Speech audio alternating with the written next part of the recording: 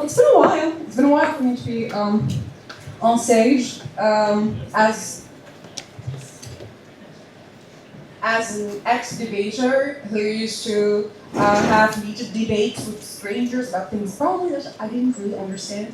I was 19 talking about politics.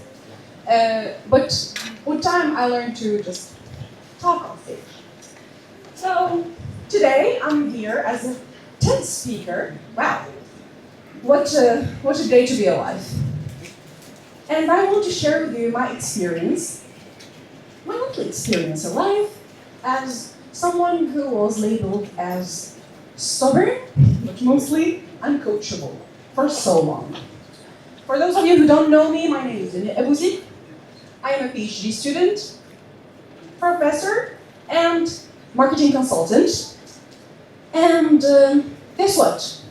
One thing I would say to maybe give a label to myself is that I never stop learning from whatever life throws at me. So,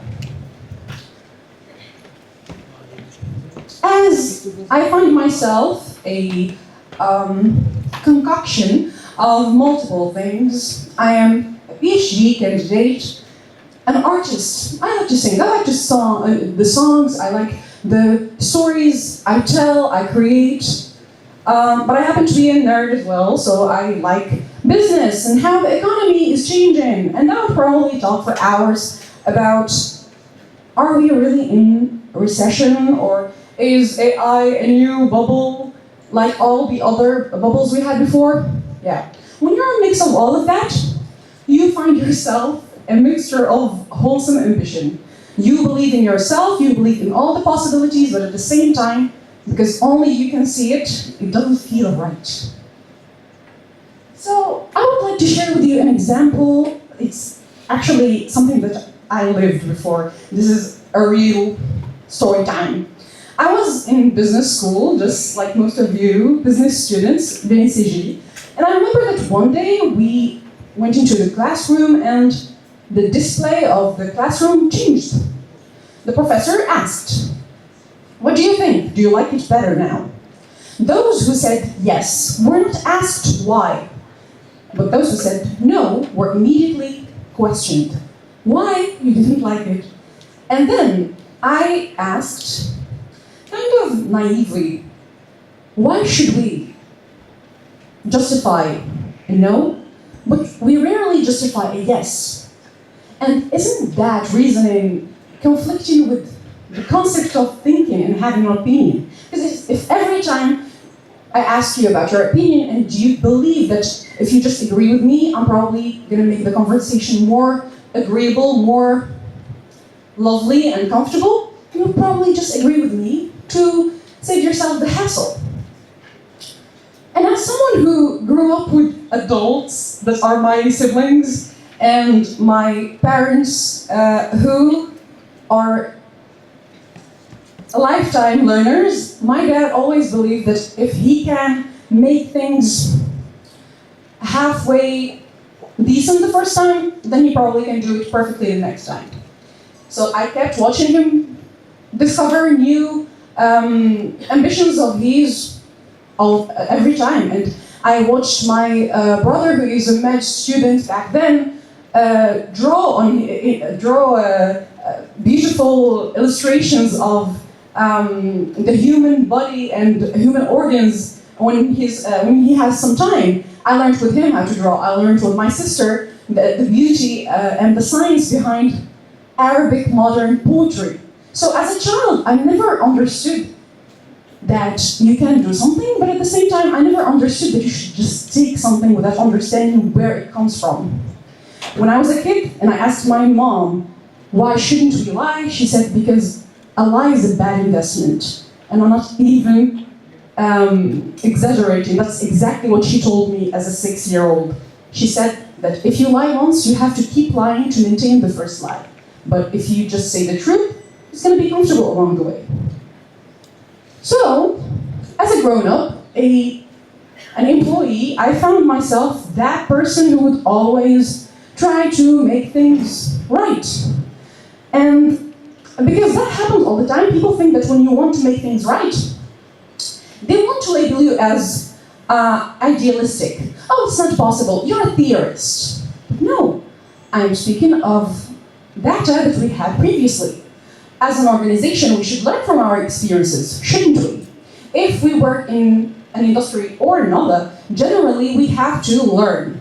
If the first project we fail at something or it worked but we didn't do an audit, and then afterwards the next event I tell you, well, guess what? This reminds me of how it went through the first time. And I believe that I would quote Einstein here, you can't expect a different result if you keep doing the same thing. But I realized, again, naively, that corporate organizations don't really cultivate this mindset of questioning. Or maybe because I was too young and I believe that as long as I am right, because that's how I grew up, as long as I have a point and I am right, I get to win the debate. Yeah? You see why I started with the debate? So, later with supervisors that probably were annoyed. They were annoyed by this young 23, 24-year-old kid who would have the audacity to question things or say, that's lovely, can we just suggest this? Or probably, and this I would invite you to do every time you want to prove your value or what you can bring to the table, go with what they ask you, do exactly what your bosses are asking for, and save up some time, some energy, and show them a better way. Always have a backup plan. I did that all the time. And every time it helped and we needed my backup plan. Of course, since I did that multiple times, I realized another limitation to that is that even if you know better, parts of you are going to annoy people even if you're helping them. And just because you're telling them or showing them a better way, it doesn't mean that they're going to like you for it. So, as a manager or someone who has a team working with me, I learned another thing along the way. It's that if I need to explain things to you in different ways, yet I still receive a message with I still don't get it, I will probably think that it's not meant for you. And I understand that a lot of people take it personally. I would take it personally too. If I didn't understand that a huge part of learning is taking the hit for not knowing, is to accept that you don't know.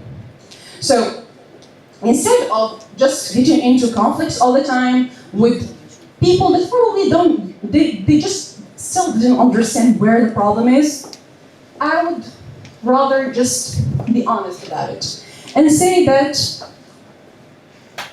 I can guide you, but I can guide you if you understand that there is a problem. Often I would have creatives working with me and I give them a strategy with all the guidelines and a very detailed brief. But they don't get what Art Deco is. They don't get what contemporary art is. They don't understand basic pop culture signals. They don't understand what brand coding is. How can I show you that you have a problem that you can't even recognize? That's why, if you are a manager now, or you work with teams, or if you are training for a particular job, understand that you still don't know what you don't know. When I learned this as a manager, I became more understanding of what I don't know. So every time somebody tells me something, especially if I understand them, and I believe in what they say, and I believe in their judgment, I would often take their word for it and take that information, keep it in my mind until the day I understand what I didn't understand. So, with time, you learn to allocate resources. A huge part of going rogue in the market and being very self-reliant and uncoachable, which is the concept that we're hitting to is that you realize that you have to question all kinds of resources that you have. And you have to understand that a resource is a resource. Time, connection, money, an opportunity, creativity, everything can be a resource if you're clever enough. Therefore, a person who could be a great facilitator, they're lovely with the group, yeah, they don't get what you're saying, but they make everybody happy. You would allocate them as a resource in their particular useful position. Also, at the same time, a resource that is not, even ourselves, a resource that is not used properly can induce frustration, and we can lose the whole potential behind just because this resource spent a long time trying so hard to fit in a box where it don't belong. And then when you start working alone more often as someone who is uncoachable, like myself, especially if you work with different domains like research, business, and everything that comes in between, you learn that conflict is not something that you really want to work with. You have to minimize it, and by minimizing it, I mean preventing it. You shouldn't be afraid of being in a conflict with someone. If it happens, it happens, but you shouldn't fall in this situation where that's your brand, that's your personal brand in a business or within yourself. Because the way you wire your brain, the way you see things and you see the world is very influenceable by how you do things, how you see things, and experiences you live every day. So, by all of that, you learn that, okay, with a conflict I learn better, with problems I should do better. You should learn to be anti-fragile. Anti-fragile is, I would like to share with you the book Anti-Fragile by Nassim Nicholas Taleb. It's a very interesting book with brilliant philosophy. And the concept behind anti-fragility is it's not that you recover from being broken or in stress. It's not that you can endure stress, it's that you get better with stress. I personally like to experiment with my life, with my projects, and I recently tried to push my limits, limited my resources, and kind of amplified my goals, and made all my deadlines tighter, limits that are very questionable, only to see, am I going to get better or am I going to crash? Not going to lie to you, I didn't expect myself to do better, yet I did. For months, I realized that comfort only made me weaker. Comfort only made me comfortable. Comfort of having multiple clients, the payment is due and it's paid, everything is great, everything is lovely. But projects, big projects that I care about or that are going to have a big influence on my career and what I'm doing, well, I just keep them on hold. Oh, I would rather do my course when I have access to a big studio. I'd rather launch my brand when I have access to more money so I can have better fabric, better team, and more production in general. But when I limited my resources, well, my productivity level that was generally, I could concentrate for 2 hours, 3 hours a day, I was cutting fabric for 8 hours one day. Just because I really needed to. And because I felt like I was crashing, like I was in a dangerous situation. I have spent hours filming, and I didn't like what I filmed in my course, and then I had to refilm it again. And I pushed myself to the limit because when you realize everything that's wrong with you, you gotta fix it. So, what is it like being uncoachable and how it started for me? Being uncoachable, generally how society sees it, or how I was labeled uncoachable, is when I started stopping to idealize people. You are my mentor. It doesn't mean that I believe that everything you say is right. I would question, I would ask, in a very polite way, of course. But I don't expect to be told, take it or leave it. It is how it is. It's either you say, look, I understand that you don't see it now. It will take some time and you would understand. That I would take perfectly. Because therefore, okay, that's a shortage of my side. But to tell me something or to give me a word of wisdom without accepting that I might ask, how is it right? Or is there a limitation to this? Or, okay, I'm thinking how I can apply this and I see limitations. And then the person gets triggered and emotionally uncomfortable. And then I see, okay, so I'm sorry, but I can't take that from you. I would understand it's an opinion, but I don't take it as an information. Also, one thing I learned with time is to desensitize and detach from information. When you detach from information, the best part about it is you can learn from people you hate. That's the best word of advice I would say, maybe now, at this age, at this time. Learn to learn from people you don't like. Because you might not like someone, and just because you don't like them, you have a cognitive bias, so you don't actually listen.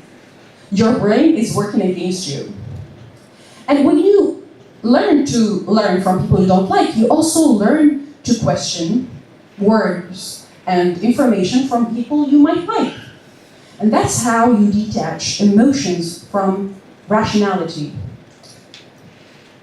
An idol is someone that you have to understand that you are not unbiased about.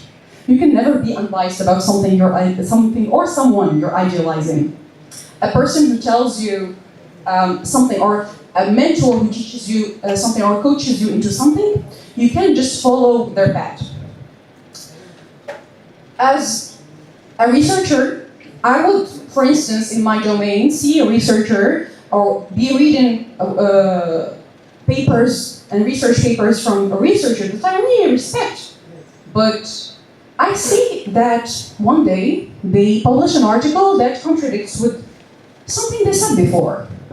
And then it's one or another, one situation or another. It's either I'm gonna look it up objectively and probably realize that there's a conflict of interest and some institution has paid them to say differently, which is a very big issue in ethics.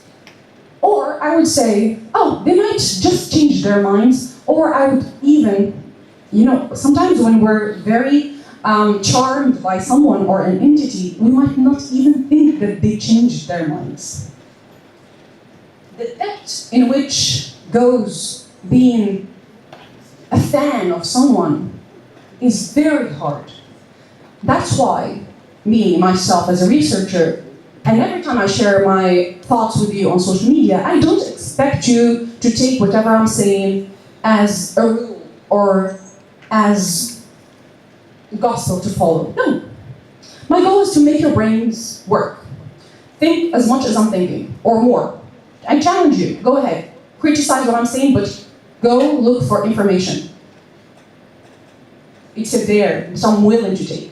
But as long as you learn to be uncoachable, but not a loser.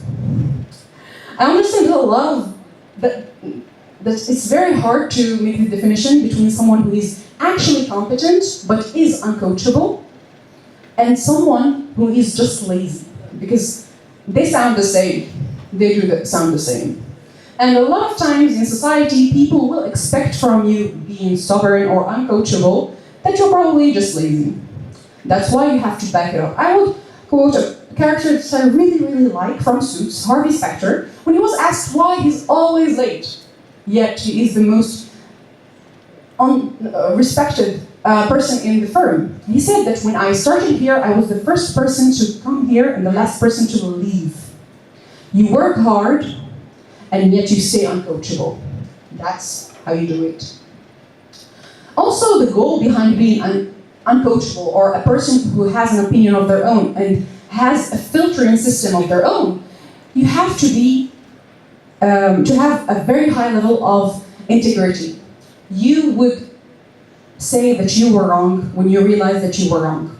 Also, you have to understand that by challenging your mentors, you're giving them a chance to invest in something bigger than they could ever be. And that's not at all disrespect. When you understand that the equation of respect and mentorship, or respect and knowledge, in knowledge we're all equals as long as we can work hard in finding more insightful information, in looking for the truth. So, as I said, uncoachable, fun, creative, cool. Can you walk the walk? Or are you just talking to talk? The one thing that I would say to, you're also my generation, I think people here are in their early 20s. I'm in my late 20s, 27, so our generation, if we don't learn how to learn, if we don't learn how to make things from scratch and we just enjoy the beauty of how AI can do everything, by the way, all the illustrations here are AI made. If you don't learn how to draw these things though, yes, it's gonna take an eternity, but you can do it. We're going to have a very bad crisis in terms of employability and careers and a lot of other problems in the future. You have to learn how to do everything from scratch if you really have to. I'm not saying you have to do it. It's like when a father tells his daughter, you have to know how to learn, how to fight. You're not gonna have to fight as long as I'm there, but you have to learn how to fight if I'm not there. That's how it goes, generally. So, again, how to be uncoachable, yet very valuable in a community. You should not be the, I know everything, and nobody can tell me anything, no one can teach me. Again, as I told you, being uncoachable is actually being able to learn from everyone. Because you understand that the process of learning is not just one person throwing information at you by teaching you. It's a process. They teach you and you learn from them. It should be a two-sides conversation. It's not supposed to be just you being given a lot of information and everything is spoon-fed to you.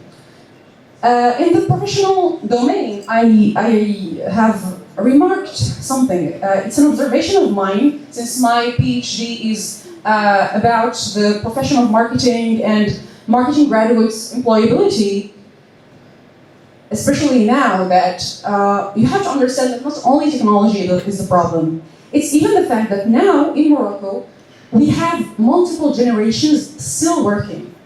Before, you would have a gap in generations, you would have a generation that didn't know better. Millennials really enjoyed the fact that the elder generation didn't know anything about technology. But now we have millennials who can walk the walk. They can do it. They learned the hard way. And they can also, they still have time, and technology only made it easier for them to know what we know. So how can we work with that? How can we make ourselves valuable? It's by having a perspective. You don't have to waste your time learning all of these tools, then go learn the other things. Don't learn technical stuff, learn strategy. So, okay, coachability or being uncoachable are actually, if you see them from two different sides, it's the same thing. Because did I sound contradictory by saying, okay, I'm uncoachable, but I can learn from everybody? Right? But learn and be coached are different things. I learn from you, and a simple example.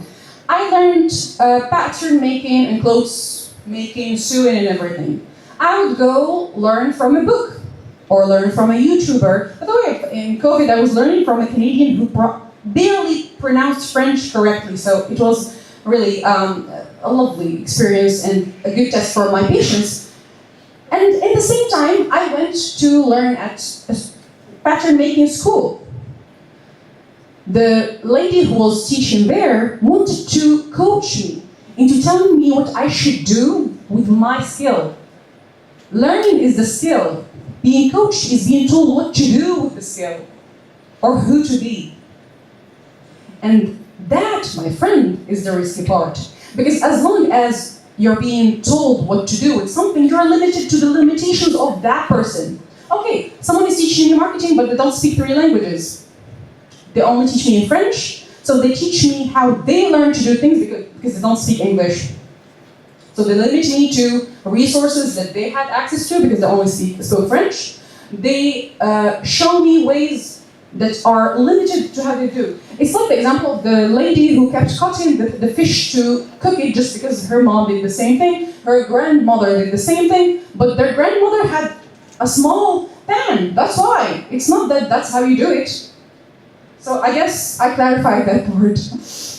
When it comes to being coachable or not, you should not accept being coachable in the logic of, I'm gonna tell you how to live your life, how to do your things, how to manage your resources. A lot of times I see courses in marketing where they're coaching people how to launch a business, but they limit their whole business plan and business model to resources that probably this person doesn't have.